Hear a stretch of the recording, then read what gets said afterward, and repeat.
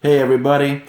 Yesterday was July 4th, and so it got me thinking, often when we think of heroes, we think of them saving the day, fighting off the villains, slaying the dragon.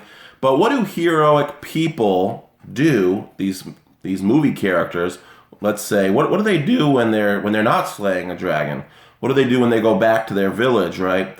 When there's no bad guy attacking? Do they stop being heroic? Well, I believe that while it's great to intervene and to learn how to engage in heroic actions, like a one-time thing in your life, that's cool. You should definitely do that.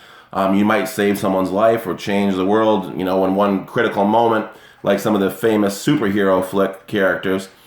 But what's the point, right, of being heroic if not to be heroic every day in the little ways as an everyday hero, right? So you retain the incipient potential. You retain the ability to one day go out there and jump on the railroad tracks and be heroic, but you also are able to sort of practice for that by doing little things every day that are geared towards intervention, right? So it's not always high risk, but it is always intervention. You're not just letting things happen.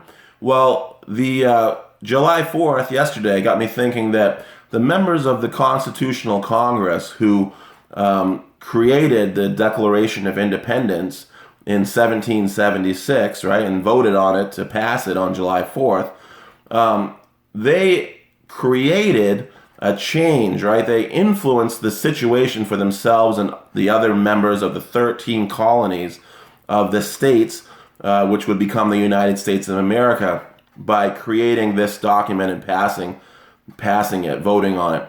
And so when they did that, they voted to separate themselves from Britain, whom they had been at war with for the past year, for their independence, right? So they were doing this. Why? Because they wanted to get a mental health need met.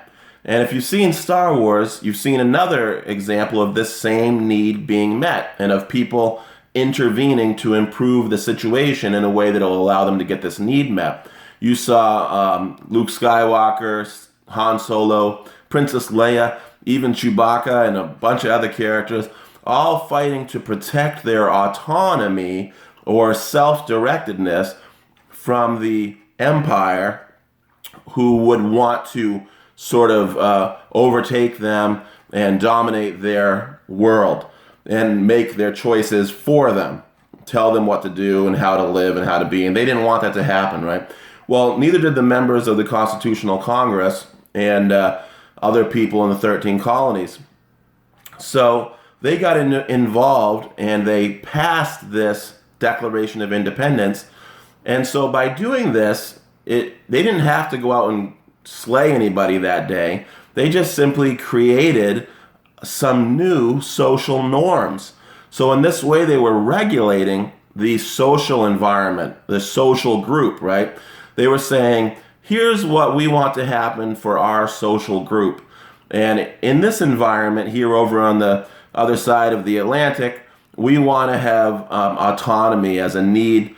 We want it to get met, right? Because we all have this need. It's a human universal, and we want to get this need met. So they intervened in that way, right? This is not to say that each of these people were perfect human beings by any means, but in this way, as a group, the action that they took appears to be one that I would consider an action of a situation technician, a guardian of the good life kind of behavior, because they're managing the health and functioning of their social environment in a way that promotes well-being and the ability to flourish in life, right? Because autonomy is one of those needs that you need to get met. It's a social need, meaning other people can sort of block you from getting that need met. If you've ever been in an abusive relationship, you know what I'm talking about, or worked for an exploitative, employer, where if someone is trying to dominate you or intimidate you or threaten you or exploit you for your resources, they're trying to get you to do things that you don't want to do, that you're not okay with, then you know what it's like to not have this autonomy need getting met. And so autonomy is really important. And this is just another example of one of the forms of heroism that you can engage in, and a reason to engage in it, right? You can intervene in some way to improve the social norms in your social environment, at home, at work, at school, or at church, or any other place. And it doesn't have to be a violent thing or an aggressive thing or even a dangerous thing. It just requires you to establish a code of conduct that will govern expected group behavior, right? Social norms. Okay, so let me know how it goes. If you apply this in your life, create a code of conduct. I always see it at my daughter's elementary school. They have it up on the wall, code of conduct, and I always love that because, it's so effective and influential at helping to maintain the health and functioning of the social environment in which little kids are, learning and playing and growing. So anyways, this is Shawn Fury saying goodbye. If you like this, check out my webpage. I've got one up called What Hero Are You Like, where you can see like a dozen of these needs.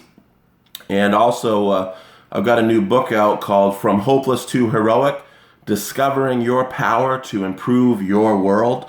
And you can check that out and see some of these examples of the heroes that you know and what they did and why it mattered and how you can be like them and have a better life because you're making it a better world. All right, for yourself and others. Have a great day and a great life.